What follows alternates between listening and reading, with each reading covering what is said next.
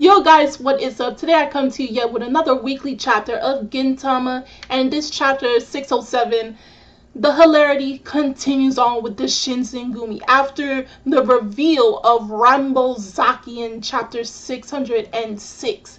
Now we come to find out how he came to be in this chapter, at least the very first half of it.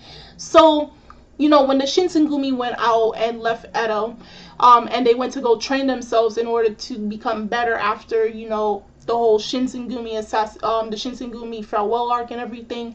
So Yamazaki came to the conclusion that he was very weak and he was trying to find ways in order to become strong. Now they made some reference to Dragon Ball like they usually do in Gintama, and they also made a reference to the Adidas brand, which they call it Ahodas.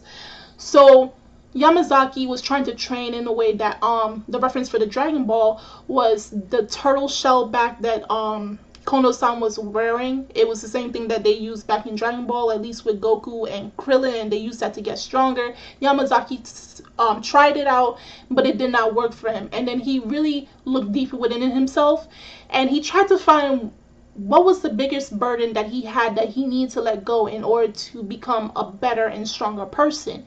And he finally came to, at his wit's end, and then he realized that his biggest burden was himself. And that's how we came to having Yamazaki. He let go of himself. And after seeing where this Yamazaki figure is standing here, and then attached to him from his behind is the real Yamazaki, it reminded me back, at least I know the episode number. I don't know where it started from in the manga, but starting from the second season of Gintama, episode 202 to at least 203, I believe, where everybody in Edo had this mole on them, and the mole grew because people wanted to have this type of, they believed themselves to be this type of person, like how Kagura wanted to be this beautiful tall woman, Okita wanted to, rule all over the people,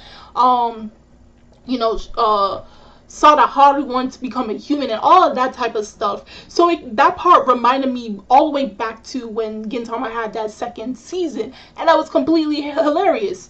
Now for Kondo-san, he's telling Yamazaki, you're doing good. That's what you had to do. You had to let go of your feathers. And we saw him laying on the ground thinking he was saying it, but it was actually a real gorilla.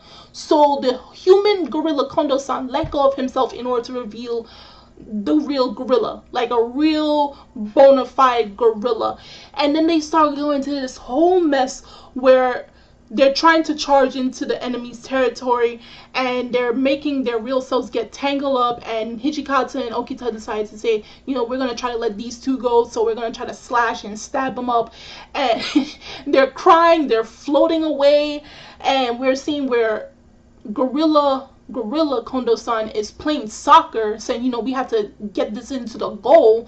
And you're like, we're at war right now. We don't have time to be playing soccer.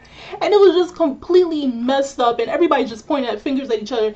Gintoki saying it's all your fault. You guys left, and now you decide to come back and bring all these problems. Hichikaza's like, we haven't been having a salary for such a long time. And Okita is like, it's all your lungs' fault. If you just quit smoking, we wouldn't be in this problem. So it's like now everybody's pointing their fingers at Hijikata.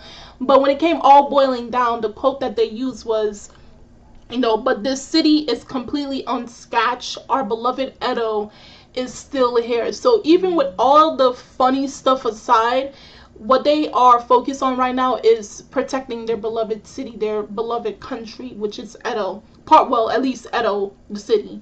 Now it gets on to the serious part of the chapter, back to, more important things, where Soyohime, she's protected by the rest of the Shinsengumi, at least the head of the Shinsengumi, and before the enemy can fire their missiles at her again, a black mist makes their cannons explode.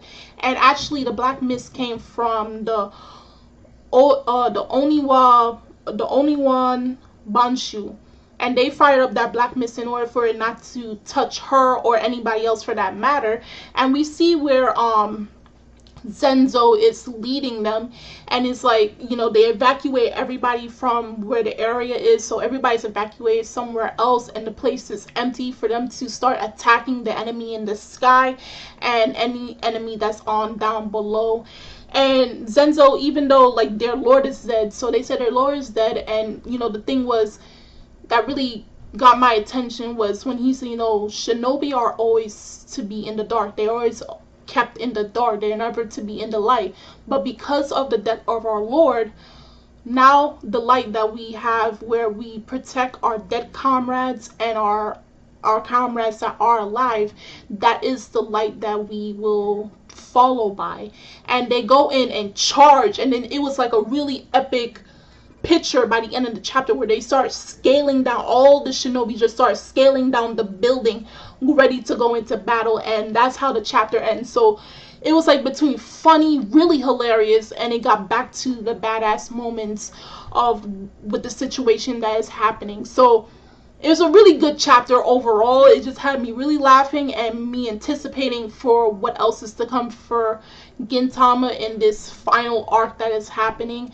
So if you guys saw this week's chapter of Gintama, chapter 607, drop a comment down below on what your thoughts were on it. What are your predicaments for the following chapter, like 608? The links are in the description box as always, so you guys go check that out. And I'm Kimmy Chan of Anime Legends Podcast, and I will see you guys later. Bye!